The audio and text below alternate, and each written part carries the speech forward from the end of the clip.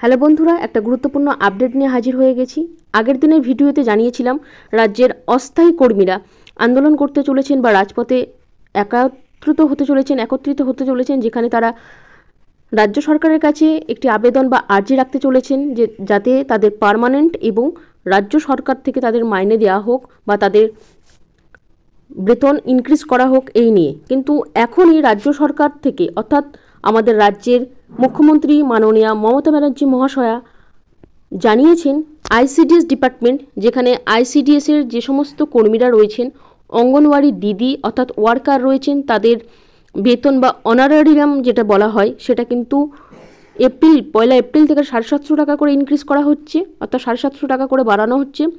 যে সমস্ত হেল্পার দিদি রয়েছেন তাদের 500 টাকা করে পয়লা এপ্রিল থেকে বৃদ্ধি করা হচ্ছে, এবং আশাকর্মী যারা রয়েছেন তাদের কিন্তু পয়লা এপ্রিল থেকে 750 টাকা করে বাড়ানো হচ্ছে।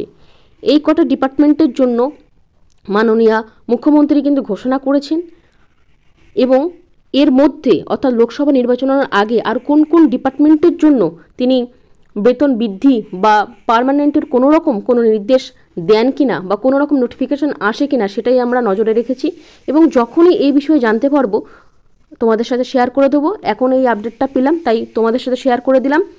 আশাকর্মী, অঙ্গনওয়াড়ি হেল্পার এবং অঙ্গনওয়াড়ি ওয়ার্কার তাদের জন্য যে ধরনের বৃদ্ধি সেটা ঘোষণা করেছেন সেটা তোমাদের সাথে শেয়ার করে দিলাম।